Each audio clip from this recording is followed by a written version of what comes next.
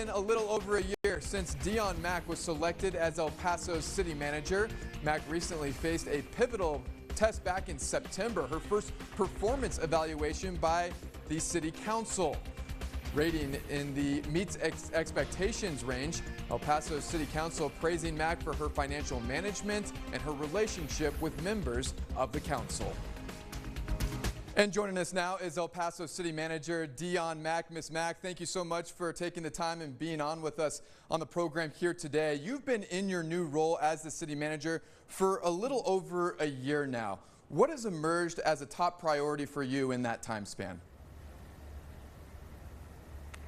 It has been an amazing year with mostly a brand new city council, and I think our focus really is on ensuring that we're getting back to basics, taking care of the things that are really important for our city, making sure that this is a place that you enjoy, live, working, and playing.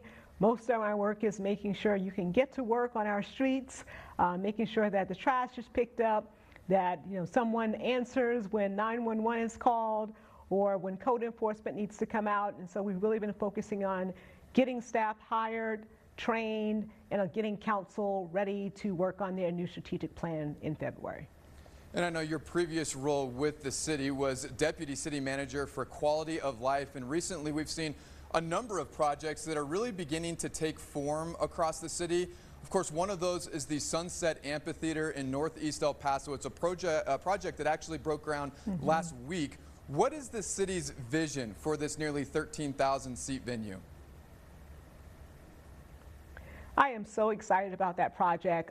I remember a few years ago when we heard the community, particularly folks in the Northeast, really talking about reimagining the Cohen Stadium and what were we going to do once we abandoned that stadium and we moved out of that location, not wanting to have an abandoned asset. And so the community came together and spent several months talking about an entertainment venue, a place where they could come out and be entertained and have a great meal, perhaps engage in some sports. And so it was such a wonderful opportunity for us when we had the opportunity to move into contract with Venue, because it's exactly what the community has asked us for. In addition, we hear young people often say there isn't enough to do here in El Paso. I think there's a lot happening, but this provides us one more opportunity and venue for people to be able to have a great staycation, experience new music from across the region, and really have the types of acts that a lot of us may travel for come right here to El Paso. We're excited about the economic development. We're excited about what will happen in the area, but I'm really excited about the impact it will have for the city and other businesses that may come as a result of that happening here in El Paso. And then another big project, of course, a proposed project, is the downtown deck plaza. That is the proposed 6.5-acre deck park that's proposed to being built over I-10 in downtown El Paso. And depending on who you ask, it could bring in nearly $1 billion in economic returns over the next 30 years. And back in February, you were directed by City Council to explore federal, state, and local funding options. And since that time, we've of course seen the state legislature, Senator Cesar Blanco, and the delegation secure $10 million that is going towards the design of the cap structure. Where does your work on the downtown deck plaza currently stand when it comes to funding, and just how real of a project is this? I absolutely think that this is a great opportunity for the city of El Paso. And of course, one of the things that I'm ensuring is that we have good alignment with the city council in terms of when they need to vote on some key elements. You may have noticed last week, just this Friday, the city added to our Metropolitan Planning Organization's plan $25 million to support this project. And so now it's a part of our development plan. So when funds become available for projects in the future, perhaps in 2028, we will be able to have those funds available for this project. I think one of the things that's important with this project is really understanding that we can align along with TxDOT. We will be coming forth soon with a design contract. Those are all opportunities for council to figure out exactly what our participation or what the timing may be for the things that are moving forward. I think everybody is super excited about what it is that we could do there, but being very conscious about how we spend dollars and what those investments might look like. I'm looking forward to the future conversations that council may have in terms of this project, but also the timelines that we will continue to solidify and understand more clearly as we move forward in the next coming months. And then we've also seen the city of El Paso invest in modernizing international bridges recently. Of course, there was that allocation of $5 million from the Texas Economic Development to support the Isleta Port of Entry expansion feasibility study.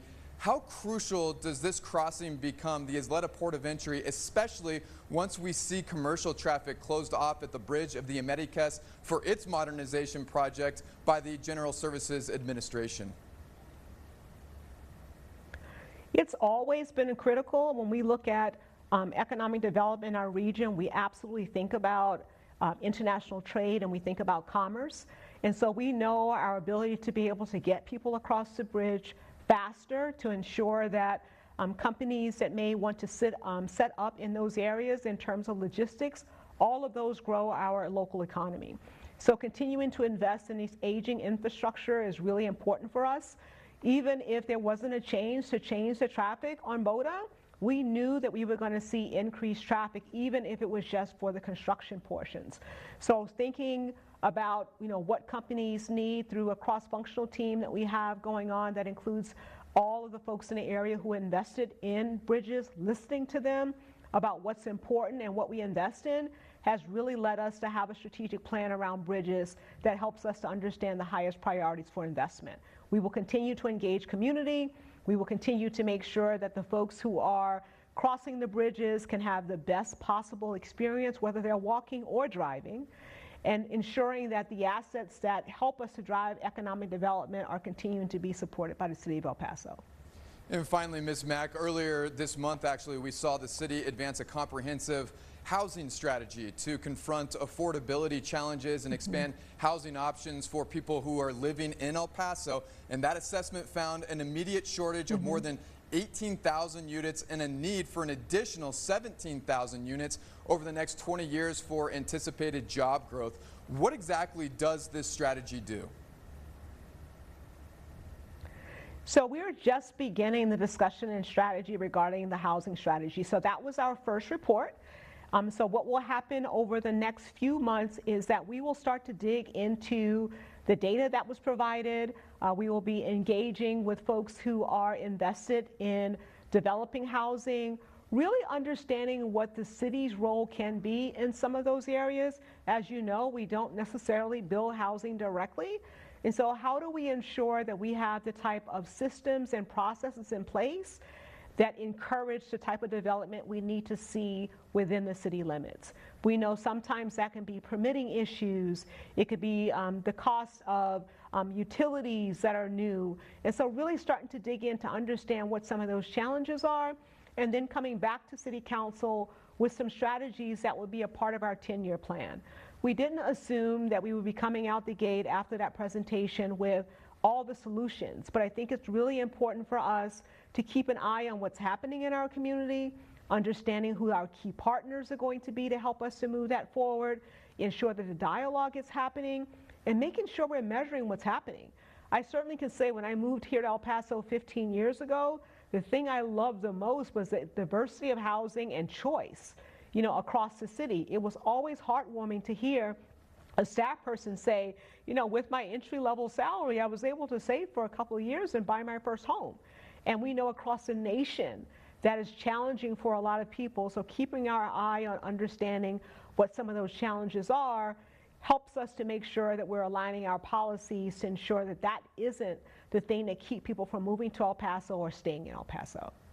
Ms. Mack, thank you so much for taking the time with us. I feel like we covered a lot of ground right there. We certainly appreciate your insight on the program with us here today. Thank you, and thank you so much for the invite and the time. Absolutely. Dionne Mack, the city manager for the city of El Paso. And don't go anywhere, more